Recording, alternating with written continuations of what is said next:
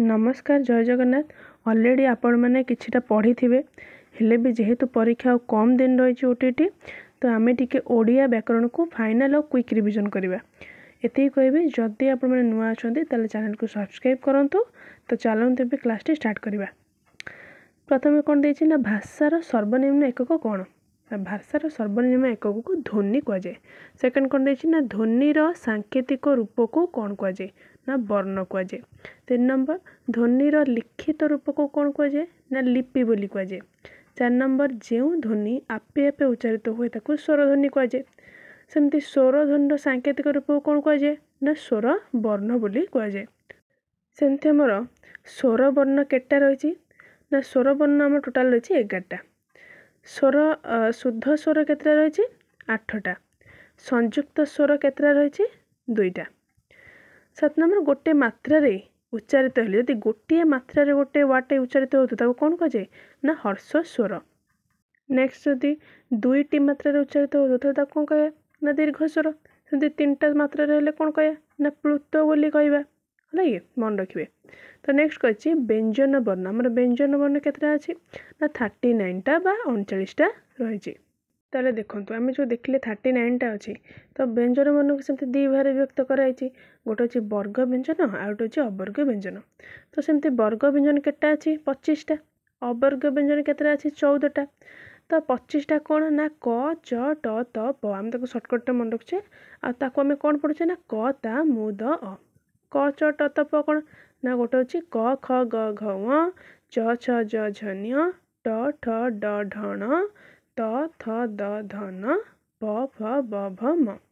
आमे 5-5टा लेखाए ताको कौन कर डिस्ट्रीब्यूट कर दीजिए। तो जोटा आमर पढ़ा जाए फास्ट जो क घर एटा कौन हम ना कंठ तारे तालव्य मुरे मूर्धन्य दरे दंत ओरे ओष्ठ। तो ये भाव मन रखिए। नेक्स्ट अच्छे वर्ग व्यंजन लास्ट 5टा वर्ड को कौन कहुए जो पर अच्छी जो लास्ट 5 वर्ड ताको अनुनासिक वर्ण बा नासिक वर्ण बोली कहुए। जेहेतु एटा नाकर यूज रे उच्चारण हुए से आम नासिक वर्ण बोली कहू। तो नेक्स्ट चलते देखा कौन 12 नंबर ना तालबेश मुद्रेश दंतेश ह या कौ वर्ण कहुए ना उष्म वर्ण कौन पे ना यहाँ आम उच्चारण करचे उष्म वर्ण माने आमर उषुम वायु बा जोटा गरम वायु बाहर से उष्म वर्ण कहला। सेमती अंत्यस्थ ज र ळ व यही सब को कौन कहुए ना अंत्यस्थ वर्ण बोली कहुए। सेमती लोड़ित वर्ण क्या कहुए ना र को कहुए। सेमती अनुसार विसर्ग चंद्रबिंदु हलन या कौन कहुए ना अजोगबाही बा आश्रित वर्ण एटा बिना कौन आश्रय हेनी माने अनुसार आम खाली तो कौन पढ़ा अंग खंग माने जहाँ गोटे वार्ड दरकार आमको से अजोगबाही बा आश्रित वर्ण कहुए।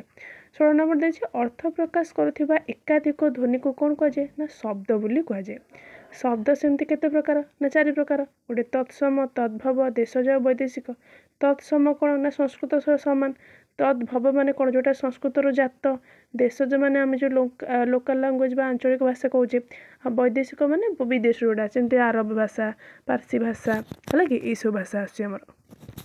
नेक्स्ट देखिए कौन ना 8 नंबर कौन देछि उत्पत्ति अनुसार शब्द केते प्रकार ना उत्पत्ति अनुसार 2 प्रकार गोटे मौलिक आ गोटे व्युत्पन्न। सेमती 19 नंबर देछि जो शब्द रु गोटे बी वर्ण काटिदेले से अर्थ प्रकाश कर अक्षम होता है ताको कौन कहुए ना मौलिक वर्ण मौलिक शब्द। भाव खरा खरा गोटे वार्ड मुझे रा को काटिदेवी सेमती खर गोटे किसी अर्थ अच्छी कि ना से मौलिक शब्द कहला। जब मौलिक धातु आ प्रत्यय मिसिकी कौन हम ना व्युत्पन्न शब्द बा तहिरु उत्पन्न। व्युत्पन्न अर्थ कौन ना तहिरु उत्पन्न। 21 नंबर सेमती कौन ना वाक्यर प्रत्येक अंश को कौन कहुए ना पद बोली कहुए।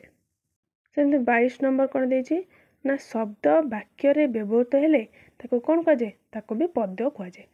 23 नंबर कौन ना पद प्रकरण बा पार्ट ऑफ स्पीच जोटा इंग्लिश रे कहुचे एटा ओडिया रे केते प्रकार ना 5 प्रकार गोटे जे विशेष्य विशेषण सर्वनाम अव्यय और क्रिया ये 5 भाग में विभक्त कराई हमरो ओडिया रे।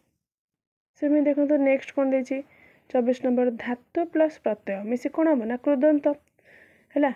आउ 25 नंबर देछि शब्द प्लस प्रत्यय कौन हम ना तद्धित एटा आम जानी आगुरी। 26 नंबर देछि एक बा एकाधिक पद मनर भाव को प्रकाश करता कौन कहते ना वाक्य। जदि गोटे पद मनर भावना को प्रकाश करे ताको कौन कहवा ना वाक्य बोली कहवा। नेक्स्ट देखिबा कौन देछि ना जो वाक्य रे गोटे समापिका क्रिया थाए ताको कौन कहे ना सरल वाक्य कहे। गोटे समापिका क्रिया थले ताको सरल वाक्य कहवा। सेमती एक बा एकाधिक सरल वाक्य मिसिले कौन हम ना यौगिक वाक्य। सेमती गोटे वाक्य आउ गोटे को जदि अपेक्षा कर रहिला ताले से कौन हम ना जटिल वाक्य। सेमती सरल यौगिक जटिल तीन टाक वाक्य मिसिले कौन हम ना मिश्र वाक्य। मु बेसी ताको डिस्क्राइब करी कहूनी कौन पे ना जेहेतु आम क्विक रिविजन करछे तो मैं केवल क्वेश्चन ओरिएंटेड सब बुझे कहूँ। नेक्स्ट 31 कौन देछि ना वाक्य रे पद पद मध्य संपर्क को कौन कहे ना योग्यता कहे। 32 देछि अर्थबोध पई एक पद बा अन्य पद बा पद मानकर अपेक्षा जदि रहिले ताले आकांक्षा बोली कहे। माने अर्थबोध पई जदि अन्य पद ऊपर से डिपेंड रहला ताले कौन कहे ना आकांक्षा। सेमते वाक्य रे पद मानकर सौंदर्यता को के बढ़ाए ना सती। जदि पचारिबो वाक्य रे थिबा समापिका क्रिया युक्त अंश को कौन कहे ना खंड वाक्य। नेक्स्ट देला परस्पर संपर्क थिबा एक बा एकाधिक पद को गोटे पदरे प्रकाश कले ताको कौन कहबा ना समास बोली कहबा। एमती नेक्स्ट देछि समास। सेमती समास केते प्रकार ना समास होचे हमर 6 प्रकार। कौन कौन ना प्रथमे तत्पुरुष तापरे कर्मधारय तापरे द्वंद्व तापरे द्विगु तापरे बहुव्रीहि आ गोटे हमर कौन रहिला तापरे देखंदो अव्यय भाव रहिला। टोटल केटा हला ना 6टा हला।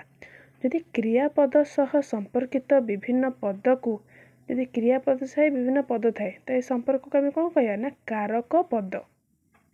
नेक्स्ट कौन देला ना क्रियापद सह संपर्कित न थिबा पद को कौन कहबा ना संबंध पद। क्रियापद सह संपर्क थिले कारक पद यदि क्रियापद सह संपर्क नथिबो संबंध पद।